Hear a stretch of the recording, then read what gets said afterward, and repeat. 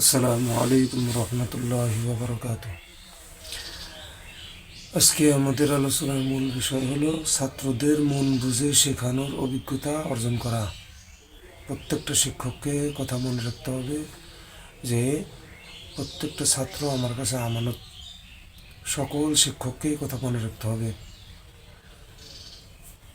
তাহলে ছাত্রদের মন বুঝে শিখাইতে হবে।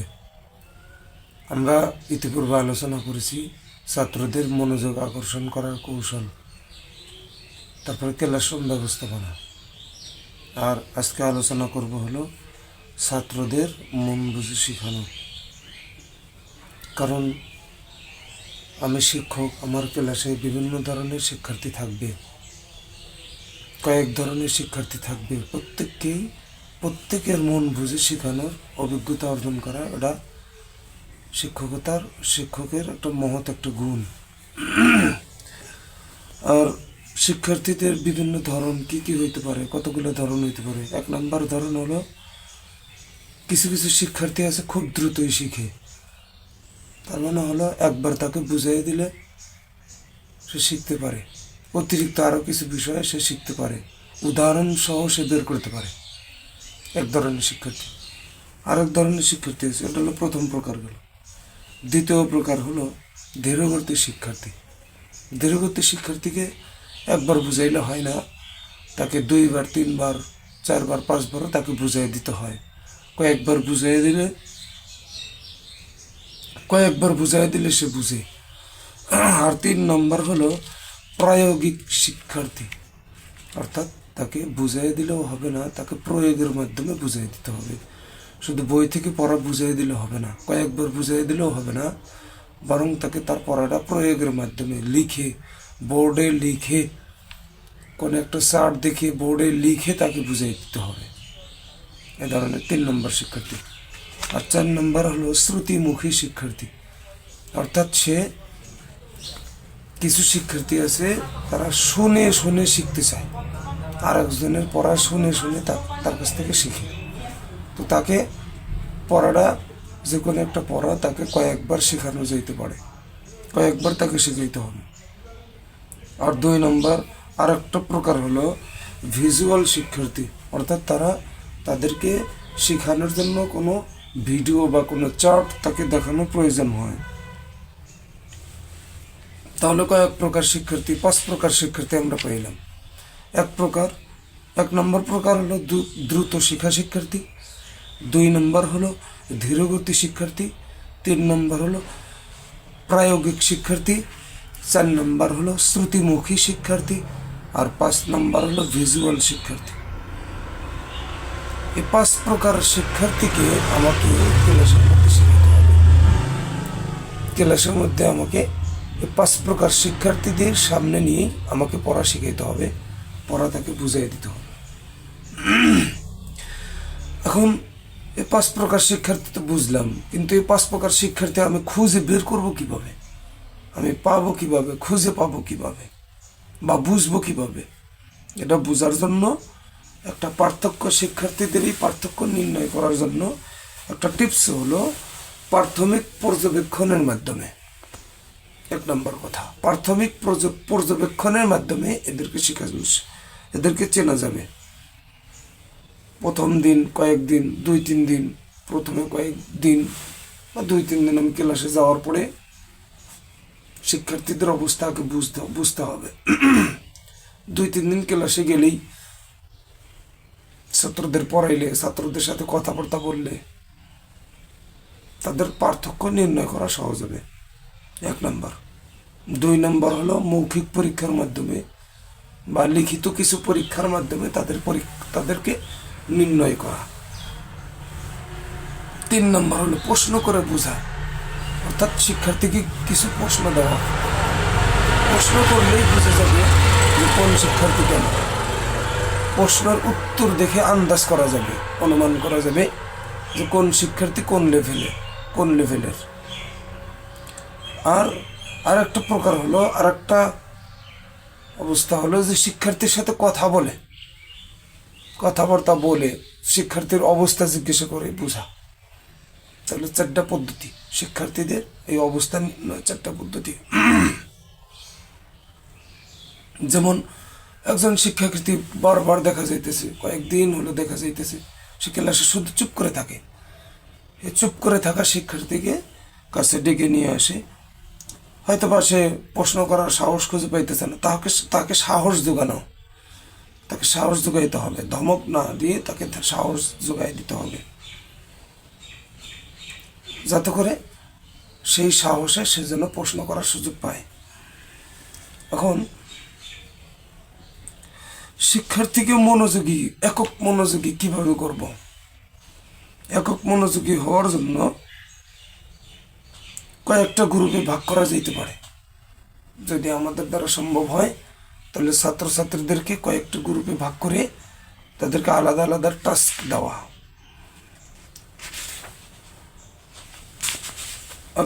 আরেকটা হলো প্রত্যেক শিক্ষার্থীর দুর্বলতা চিহ্নিত করা। কোন জায়গায় কার দুর্বলতা, কোথায় কার দুর্বলতা চিহ্নিত করে তাকে ওইভাবে পড়ানো। কোন পয়েন্টে তার দুর্বলতা বা কোন সাবজেক্টে তার দুর্বলতা, এটা নির্ধারণ করা। যেমন কাউকে গণিত বোঝাতে সমস্যা হলে আলাদা সময় দেওয়া। কেউ গণিত বুঝে না, অঙ্ক বুঝে না, অঙ্কে কাঁচা, অন্যান্য সাবজেক্টে সে ভালো বুঝে কিন্তু সে গণিতে কাঁচা, তাহলে গণিতের জন্য আলাদা তাকে সময় দিতে হবে। সপ্তাহে একদিন কমপক্ষে আলাদা একটা সময় বের করা, যেখানে প্রত্যেক শিক্ষার্থী এসে প্রশ্ন করতে পারে। একটা দিন এভাবে রাখা, শিক্ষার্থীদের জন্য রাখা।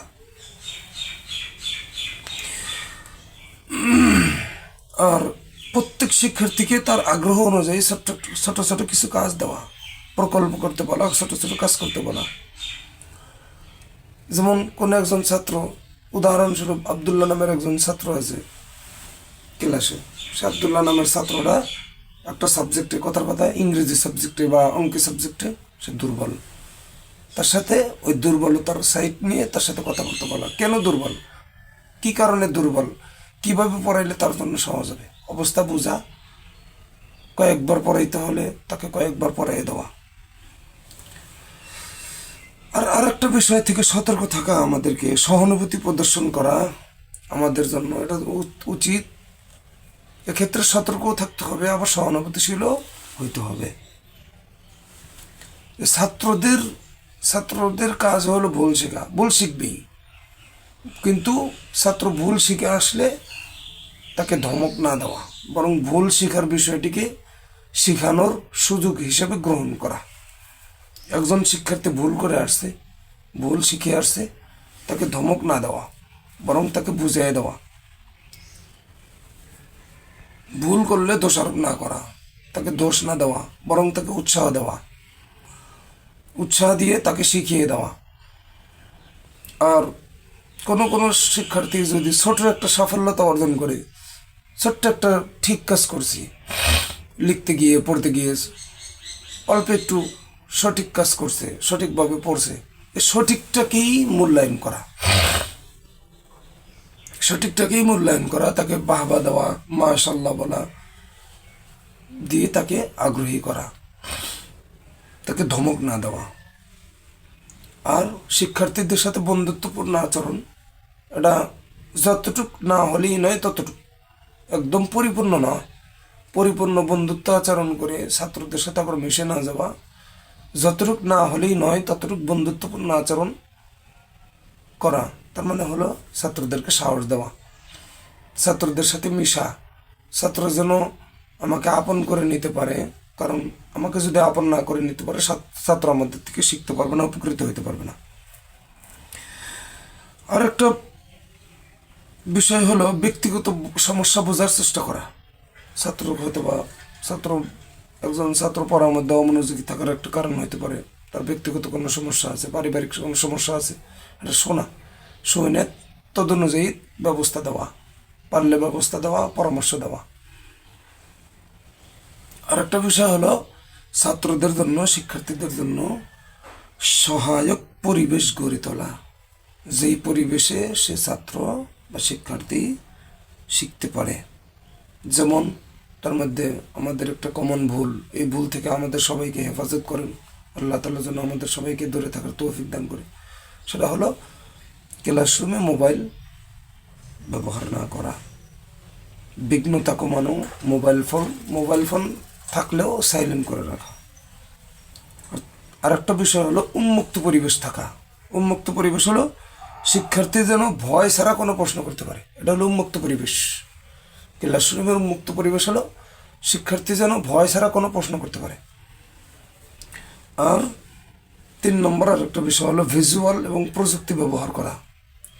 অনেক মাদ্রাসায় বা অনেক শিক্ষা প্রতিষ্ঠানে হয়তো বা নাই, আবার অনেক শিক্ষা প্রতিষ্ঠানে আছে ভিজুয়াল প্রযুক্তি ব্যবহারের মাধ্যমে ডিজিটাল বোর্ডের ব্যবস্থা আছে। ও ডিজিটাল বোর্ডে শিক্ষক লেখাইতেছে, লেখে পড়াইতেছে, আবার কোনো প্রয়োজনীয় কিছু ভিডিও ওই ডিজিটাল বোর্ডের মাধ্যমে দেখাইতেছে, মনিটরের মাধ্যমে দেখাইতেছে। এটা অনেক প্রতিষ্ঠানে আছে, আবার অনেক প্রতিষ্ঠানে নাই। আর শিক্ষার্থীদের পরস্পরে একে অপরের সাথে সহযোগিতা করার মনোভাব তৈরি করা, এটা শিখিয়ে দেওয়া। ছাত্রদেরকে এ ব্যাপারে অনুনসিহত করা যায়, তারা যেন একে অপরের প্রতি সহানুভূতিশীল হয়, একে অপরের প্রতি যেন শত্রুতা না থাকে, একে অপরের প্রতি যেন বন্ধুত্ব ভাব থাকে, কারোর প্রতি যেন শত্রুতা না থাকে। আর একটা বিষয় হলো ইন্সপিরেশনাল পোস্টার, অর্থাৎ শিক্ষার্থীদের জন্য ক্লাসরুমে কোনো উৎসাহব্যঞ্জক উক্তি লাগানো, কোনো পোস্টার, কোনো একটা ব্যানার লাগানো, যে ব্যানারগুলোর মধ্যে ছাত্রদের উৎসাহমূলক কিছু কথা থাকে, এরকম কিছু ব্যানার লাগানো যাইতে পারে। ছোট ছোট ব্যানার ক্লাসরুমে দেওয়া যাইতে পারে, যে ব্যানারগুলোতে ছাত্রদের জন্য উৎসাহমূলক কিছু কথা থাকে, যে সমস্ত উৎসাহমূলক কথার কারণে ছাত্ররা উৎসাহ পায়, মনোবল না হারিয়ে ফেলে, এরকম কিছু কথা ঝুলাই দেওয়া যেতে পারে। আবার শিক্ষার্থীদের জন্য ক্লাসরুমে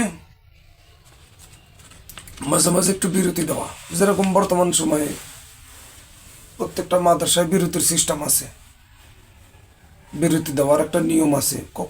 কোথাও 15 মিনিট, কোথাও 20 মিনিট, কোথাও 25 মিনিট, এক একটা মাদ্রাসায় তাদের পরামর্শ অনুযায়ী বিরতি দেওয়ার ব্যবস্থা করা হয়।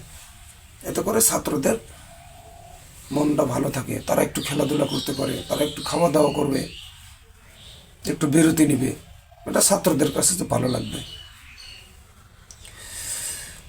আর একটা বিষয় হলো শিক্ষার্থীদের কাছ থেকে জিজ্ঞাসা করা, সে কোনটা বুঝছে, কোনটা বুঝে নেই, কোনটা বুঝতে পারলো, কোনটা বুঝতে পারলো না। শিক্ষার্থীদের সাথে মাঝে মাঝে শেয়ার করা, প্রশ্ন করার মাধ্যমে জিজ্ঞাসা করা, ছাত্রদের কাছে জিজ্ঞাসা করা।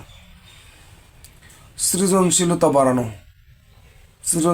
বাড়ানোর হলো ক্লাসে নতুন নতুন পদ্ধতি নিয়ে আসা, নতুন কোনো পদ্ধতি অবলম্বন করা। ক্লাসে প্রত্যেক দিন নতুন নতুন কোনো পদ্ধতি অবলম্বন করে পড়ানো। আজকে একটা পদ্ধতি দিলাম, এই পদ্ধতিতে হয়তো বা ছাত্রদের শেখানো সম্ভব হইতেছে না, ছাত্ররা বুঝলো না, তাহলে চিন্তা করতে হবে যে কোন পদ্ধতি দিলে ছাত্রদের জন্য পড়ানো সহজ হয়। এটা প্রত্যেকে তার নিজের অভিজ্ঞতা থেকে কিছু কিছু সব পদ্ধতি ক্লাসে প্রয়োগ করা। আর একটা হলো আত্মবিশ্বাস বাড়ানো হলো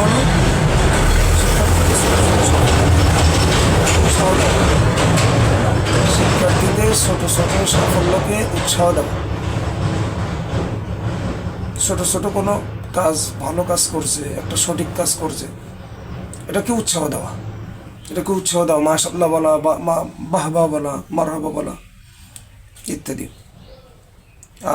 আর একটা কাজ হলো প্রত্যেকটা শিক্ষার্থীর নাম মুখস্থ থাকা, এটা একটা গুরুত্বপূর্ণ বিষয়। আর একটা বিষয় হলো মনোভাব, পজিটিভ মনোভাব। তাহলে এখানে 5টি বিষয়। 1 নম্বর হলো নিয়মিত ফিডব্যাক, শিক্ষার্থীদের কাছে জিজ্ঞেস করা, শিক্ষার্থীদের অবস্থা জিজ্ঞেস করা, এটা হলো 1 নম্বর। আর 2 নম্বর হলো ক্লাসে নতুন নতুন কোনো পদ্ধতি নিয়ে আসা। 3 নম্বর হলো আত্মবিশ্বাস বাড়ানো তথা শিক্ষার্থীদের ছোট ছোট সাফল্যকে উৎসাহ দেওয়া। আর 4 নম্বর হলো শিক্ষার্থীদের নাম মুখস্থ রাখা। 5 নম্বর হলো পজিটিভ মনোভাব বজায় রাখা, শিক্ষার্থীদের অনুপ্রাণিত হবে।